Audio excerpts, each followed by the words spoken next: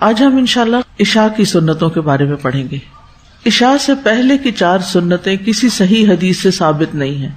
بعض لوگ 17 رکعتیں بناتے ہیں نا عشاء کی، اور 4 رکعتیں پہلے پڑھتے ہیں فرض سے، تو اس کی دلیل کسی صحیح حدیث سے نہیں ملتی.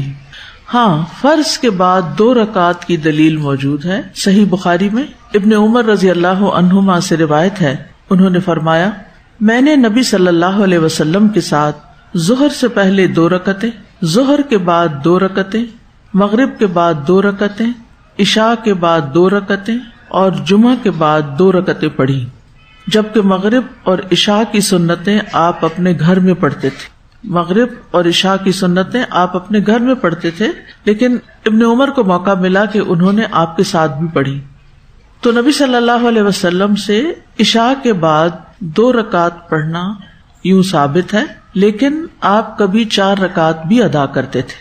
اس لیے 4 رکعت جو ہیں وہ غیر رواتب ہیں، لیکن رواتب جو ہیں وہ 2 ہیں، یعنی 2 تو مؤکدہ ہیں، اور جیسے عام طور پر پڑھتے ہیں نا 4 فرض 2 سنت اور پھر 2 نفل، تو یہ جو 2 نفل ہیں یہ غیر رواتب ہیں، یعنی آپ نے پڑھے ہیں، لیکن جس چیز کی پابندی کی ہے وہ کیا ہے؟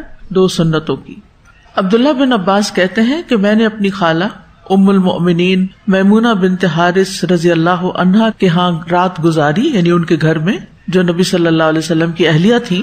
تو نبی صلی اللہ علیہ وسلم نے عشاء کی نماز پڑھی، پھر گھر تشریف لائے تو 4 رکعتیں پڑھی.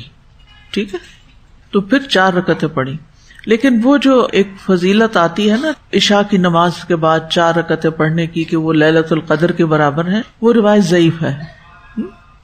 تو آج کے لیے بس اتنا ہی کافی ہے کہ عشاء کی نماز کے بعد 2 رکعتیں لازم ہیں، لیکن 2 اور بھی پڑھی جا سکتی ہیں.